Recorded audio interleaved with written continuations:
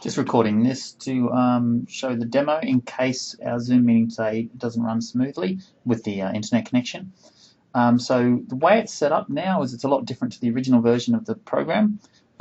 So this part here is the same essentially. So get in the gaming position or the exercise position, relax and click the orange button. So this click when relaxed. So click that. Now I've adjusted the threshold so the threshold's higher. We're good to go. So now they get the instruction, contract as hard as you can for 3 seconds. So 1 a second, 2 a second, 3 a second, and then it clicks, ready to go. So now we go move the cursor over the games button, and that will then take us to where the games are. So I've really simplified the interface now. So what we've got is a step 1, so set exercise and difficulty. So they pick their exercise. This is basically to allow us to log so we know which exercise they're doing, how many contractions are being done during the exercises. So let's just say quads at 90. Now this is our difficulty, so that's the easy and that's hard. So I'll just pick easy to start with and I'll show the helicopter game. So this is the easy version of the helicopter game. So within the helicopter game, even the easy one, it will, once you reach set distances, it will get a little bit harder. And then if it's too easy, then you just close this one, you can start on the hard one. So now it simply tense to start, so it's going to tense my muscle to start. So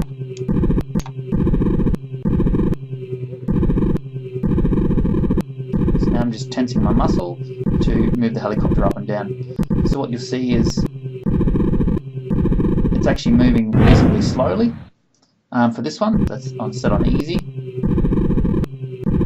But once I actually get to 500 and the distance in the bottom left, it will speed up. So it should get to 500 this time. There we go. So now it's moving up and down faster.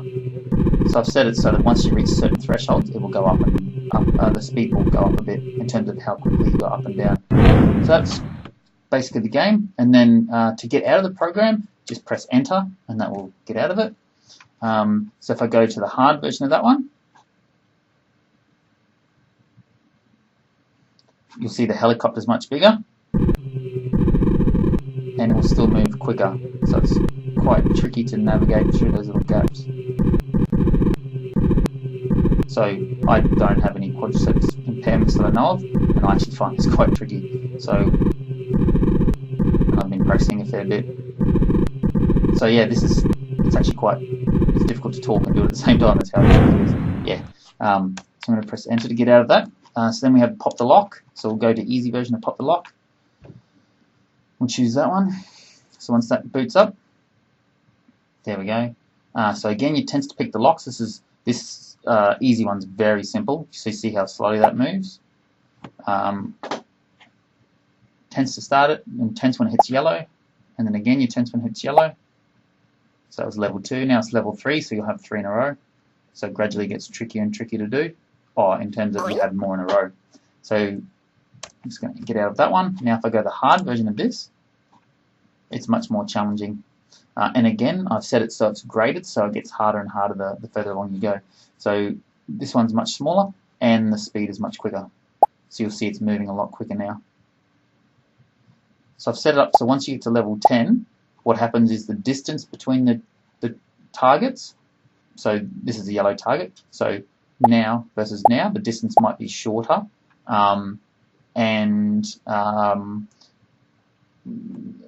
the distance between them, so when you click one, the distance to the next one could be shorter than what it is previously, and the total range will be less as well, so it's much more difficult. So once you're 10 and then once you're level 15, it gets harder again and it gets extremely challenging. Okay, I'm just going to get out of that one. Okay, so once you're back at this screen, if we want to go to the results and shutdown, so if we click that one, this takes you out a results screen. So I've set it up. These aren't real values, these are just ones I've simulated to allow me to be able to plot it.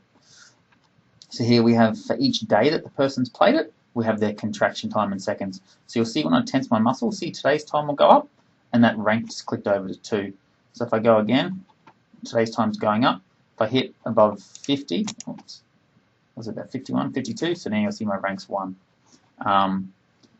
So this will basically show where you're at. And then if I go to setup, So now you can just navigate between. There's only 4 screens, and then the other one is the exercises. Actually, before I go to exercise, I'll just show in the exercises we can put videos in, and I'll explain that in a sec. But with the videos, what happens is if you click this ENG setup, it will automatically load the video. This is just a video I had on my computer, but it will obviously assign the correct videos, and they can watch it. So now, instead of being embedded in the program, it's full screen, and they can, flick through, pause, do all that sort of jazz. And then to get out of it, they just treat it like you would a normal video and go to the top right corner. So then exercises. So when you go in and out of the video, that can cause it just to have a little lag for a bit, but it's not a big deal because it will get out of that pretty quickly. Straight leg raise, quads at 90. So these aren't the real pics, so we'll probably need the physios to give us the pics, and just a little instruction on the right up too. So what we can do is have each of these pictures, so it's a video button, so they click that, and then that would be the video which tells us, or gives you instructions, just like the prior video. Yeah, so that's pretty much it. Great.